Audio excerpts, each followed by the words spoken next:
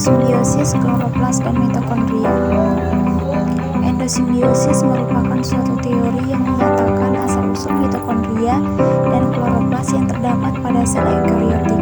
Berdasarkan teori tersebut, mitokondria berasal dari sel arkabakteria, memfagositosis sel proteobakteri yang kemudian berintegrasi satu sama lain yang pada akhirnya membentuk mitokondria.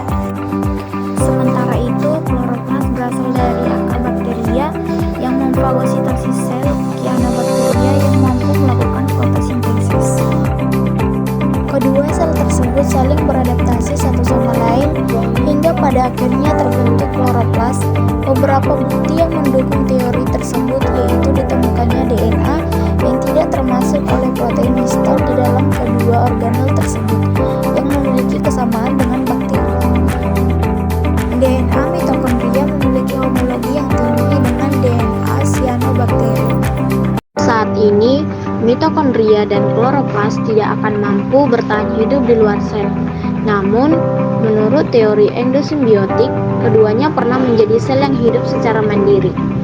Sel pertama di bumi diperkirakan muncul sekitar 3,8 miliar tahun yang lalu, 750 juta tahun setelah bumi terbentuk. Sel-sel ini merupakan sel prokariota, sel yang tidak memiliki organel atau struktur internal yang terikat membran. Baru pada 2,7 miliar tahun yang lalu, eukariota sel dengan inti yang tertutup membran muncul dalam catatan fosil. Eukariota berevolusi dari prokariota. Berikut ini dugaan terjadinya hal tersebut. Prokariota bertambah besar ukurannya dan seiring dengan itu rasio luas permukaan terhadap volumenya menurun.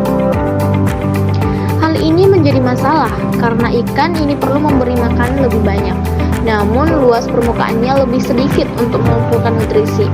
Jadi untuk meningkatkan kembali rasio tersebut, sel mengembangkan lipatan pada membrannya. Pada akhirnya, lipatan ke dalam ini terlepas dari membran sel dan membentuk sistem endomembran awal yang mengelilingi nukleoid. Ini merupakan inti bermembran pertama dan karenanya merupakan sel eukariotik pertama. Sel eukariotik ini melakukan endofagositosis pada sel prokariotik aerobik atau yang menggunakan oksigen, yang mungkin merupakan mangsa atau parasit. Urutan genom sel saat ini menunjukkan bahwa prokariota ini berasal dari kelompok bakteri yang disebut Alphareotobacteria. Bagaimanapun, sel ini menghindari pencernaan dan menjadi endosimbion, dengan kata lain, sel yang hidup di dalam sel lain. Lucunya, endosimbion ini berguna bagi eukariota. Prokariota aerobik, konsentrasi oksigen di bumi saat ini sedang meningkat akibat aktivitas cyanobacteria. Molekul makanan yang setengah dicerna, dengan mencerna molekul-molekul ini dengan oksigen, prokariota menghasilkan begitu banyak energi, sehingga sebagian ATP bocor ke sitoplasma sel. Jadi, ketika eukariota lainnya punah, seiring dengan meningkatnya kadar oksigen, eukariota dan endosimbion menjadi sahabat, dan endosimbion menjadi mitokondria. Pada titik ini, endosimbion menjadi endosimbion obligat, artinya endosimbion tidak dapat bertahan hidup sendiri di luar sel. Beberapa waktu kemudian, proses yang sama terjadi pada cyanobacterium yang menjadi kloroplas. Eukariota ini adalah nenek moyang tumbuhan dan alga. Kita tahu bahwa kloroplas berevolusi belakangan karena sel tumbuhan mempunyai mitokondria dan kloroplas, sedangkan sel hewan hanya memiliki mitokondria.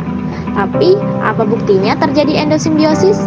Pertama, mitokondria dan kloroplas melakukan replikasi sendiri melalui sesuatu yang mirip dengan pembelahan biner, dan jika tidak, sel tidak dapat membuat organel baru. Genom organel-organel ini juga dapat sangat mirip dengan prokariota.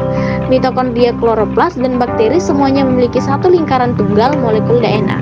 Selain itu, porin dan kardiolipin hanya terdapat pada mitokondria, kloroplas, dan bakteri. Jadi, jika mitokondria hanya dapat berasal dari mitokondria lain.